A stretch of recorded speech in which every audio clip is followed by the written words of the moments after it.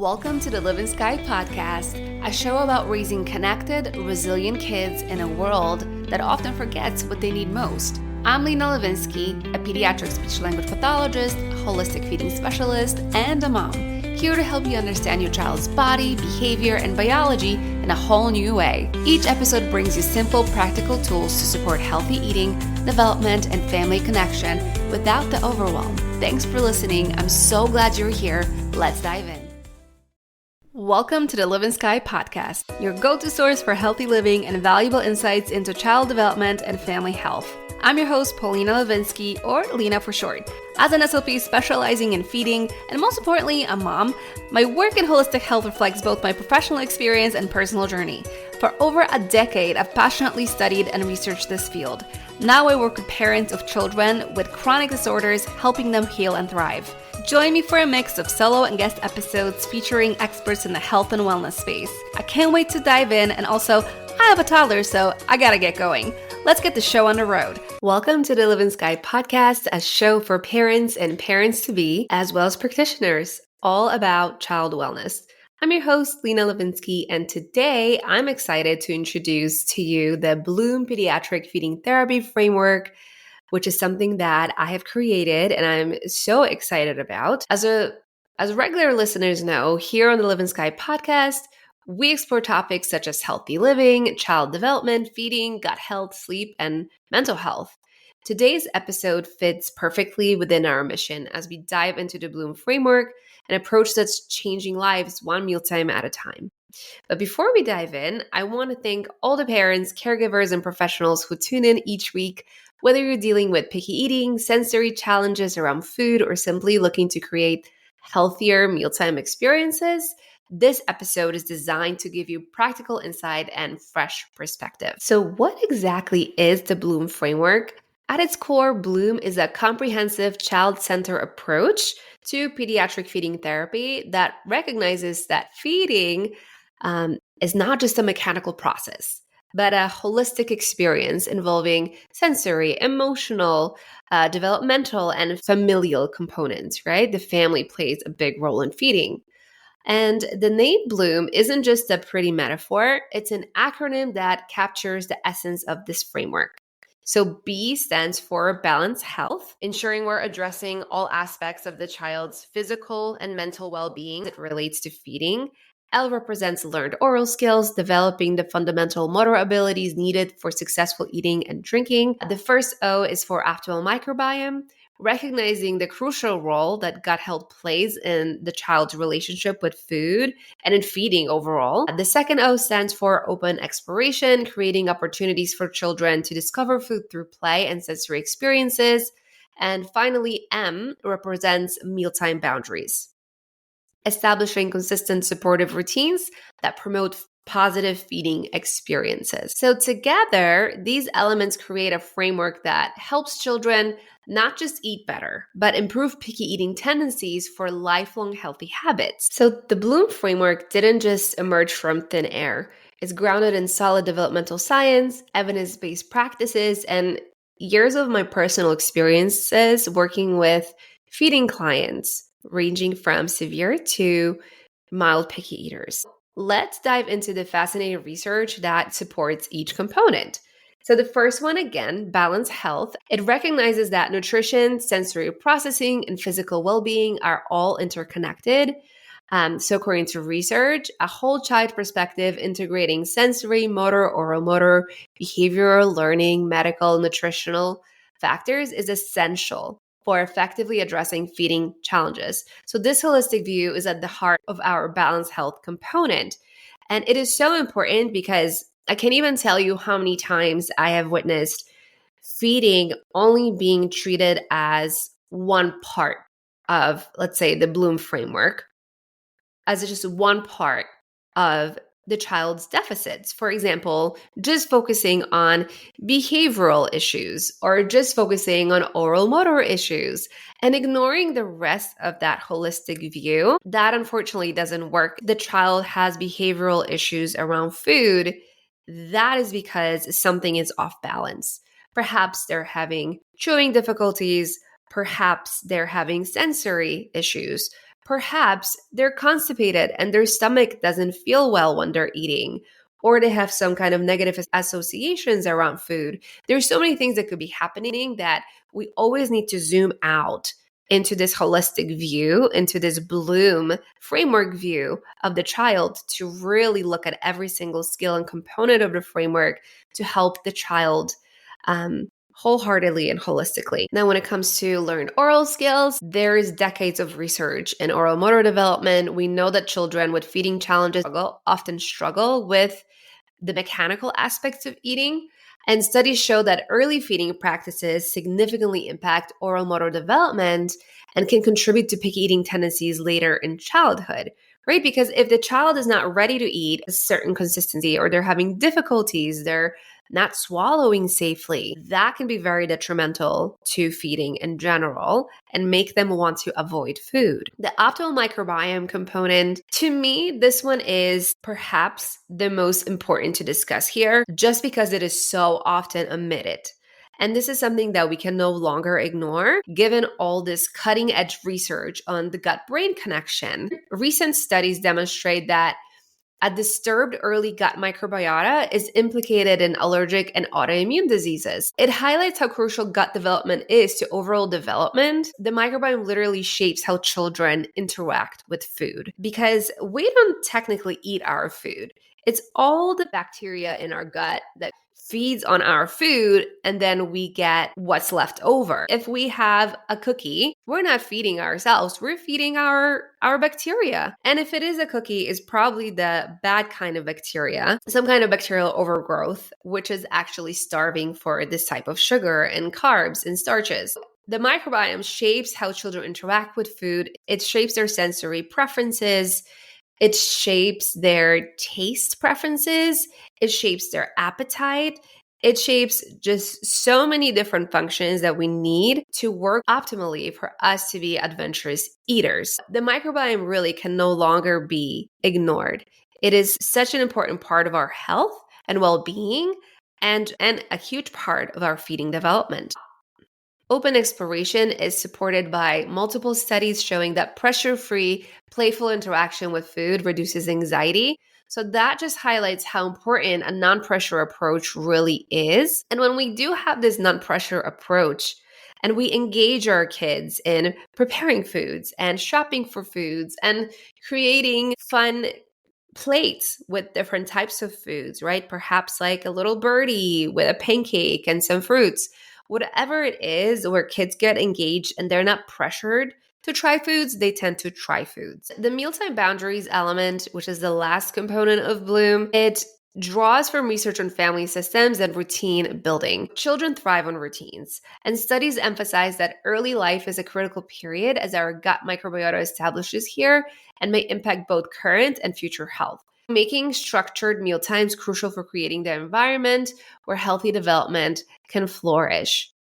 It is so important to not only create a structured environment, but also create boundaries with our kids, letting them know this is what we're doing today, this is what we're trying today in a non-forceful way. But if they're supposed to be sitting at a table for 30 minutes, they're going to be sitting at a table for 30 minutes. Life can get complicated at times, and some kids are perhaps stronger willed. However, these types of boundaries are so important for them, not only to have this time to explore food, but also for safety reasons, for them to know what's coming, for them to know what's expected of them, for them to understand if I don't do this A, B, or C thing, then D, E, F is not going to happen. Those things are really important to implement at home. And this is something that is very early, usually introduced in feeding therapy, because of these expectations and because of these rules around feeding, which is developmentally appropriate for a child. The child knows what to expect, and typically they act differently around the therapist than the parents because they know how they can push those boundaries. So a recent study in the medical literature concludes that the gut microbiome should be thought of as an organ system that has important effects on child development. And this is exactly what Bloom does. It approaches feeding as a whole body system. And I'm so excited to talk about this framework more, just because of that microbiome component with the cutting edge research coming out. I mean, it's been around for quite some time. And we're learning more and more about the gut microbiome, but the gut microbiome right now is finally being understood as something that influences our health on so many different levels. 70 to 80% of our immune system lies in our gut. And the gut communicates directly with the brain. So it influences our feelings, our emotions, our actions, our happiness, our sleep, our so many things needed for us to be healthy. Incorporating this into the feeding framework is completely necessary and it can no longer be left out. Imagine a 4-year-old girl, let's name her Maya, who came to therapy with a diet limited to just 5 foods, extreme anxiety around mealtimes, and a history of failed feeding interventions. How many parents have taken their kids to feeding therapy just to get stuck at counting the amount of bites they're willing to try with the therapist with no carryover at home, which just build up frustration and this fear that your child is never going to start eating and will continue to be picky. So using the Bloom framework, Maya's therapy looked quite different from traditional approaches. So first, we addressed balanced health by working with her pediatrician to rule out any underlying medical issues and assess her nutritional status. We discovered mild iron deficiency that was contributing to her low appetite and addressed it appropriately. For learned oral skills, we conducted a thorough assessment that revealed subtle motor changes affecting her ability to manage certain textures, and Maya needed the oral motor skills to handle these foods first.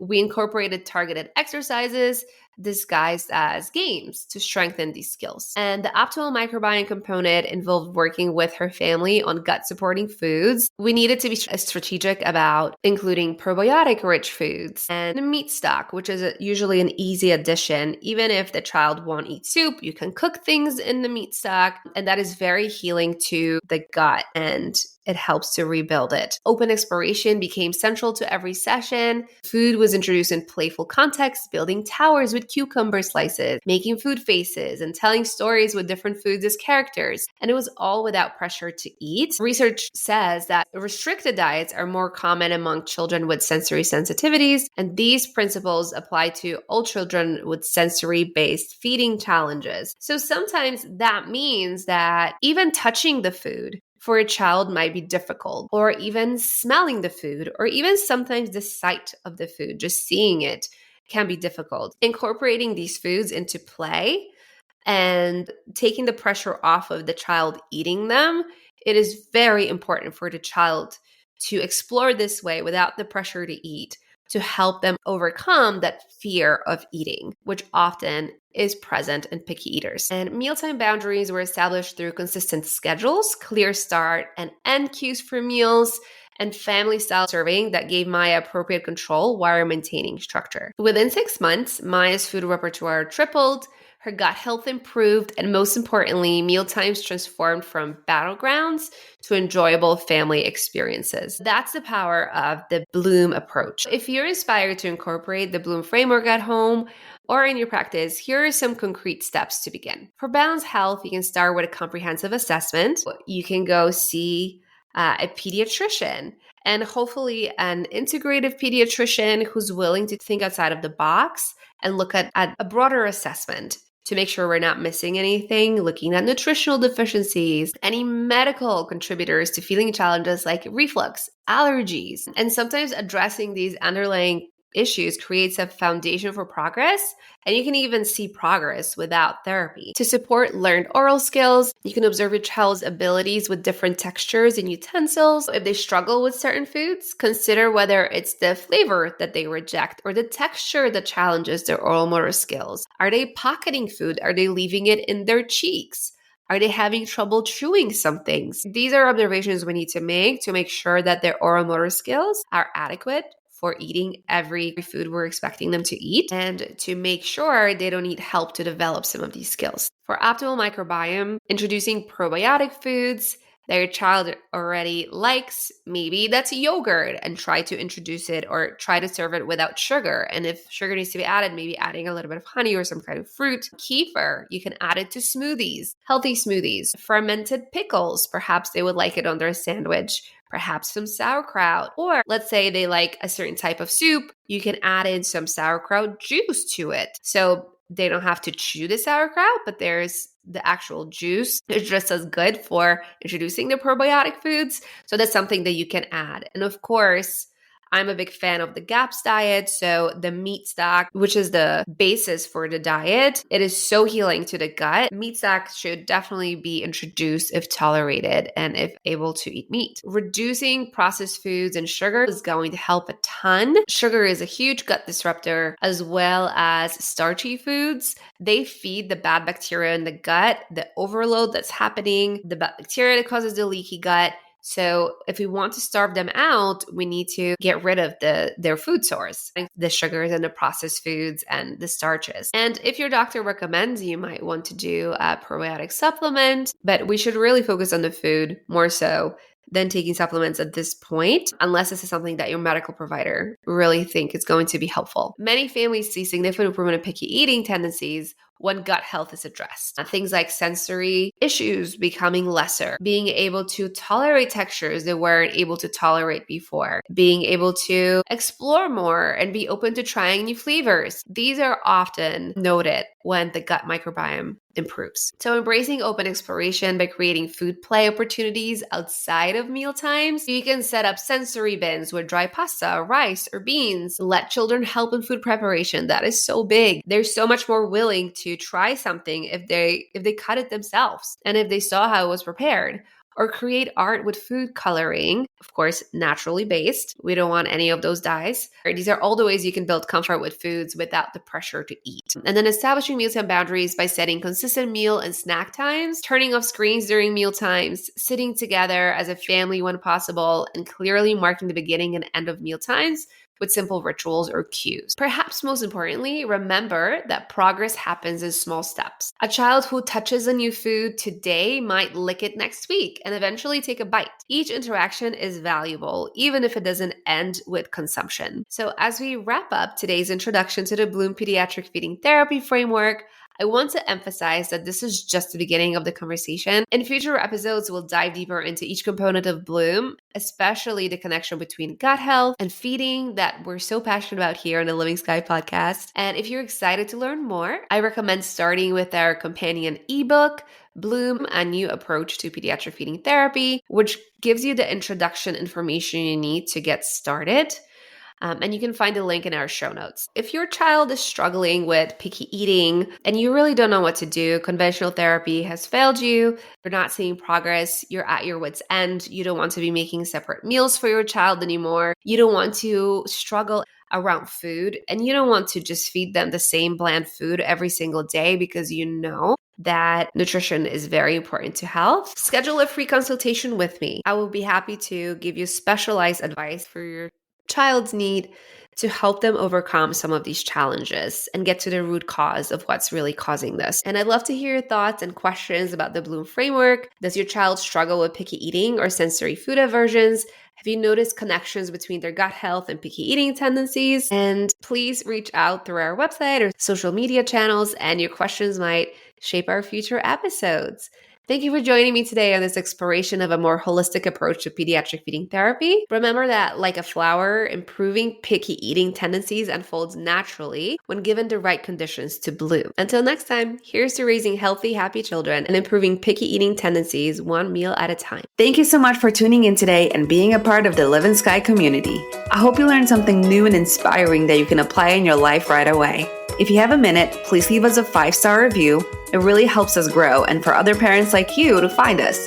If you haven't done so already, make sure you subscribe to the show wherever you listen to your podcasts so you never miss an episode. Sending you and your family lots of love. I'll catch you in the next episode. Thanks so much for listening to the Livin'Sky podcast. If this episode resonated, please leave a quick 5-star review or share it with another parent who'd love it too. It really helps more families find the support that they need. And don't forget to join my newsletter at LenaLivin'Sky.com for more tips and free guides. Sending a little sunshine to your kitchen today. See you next time.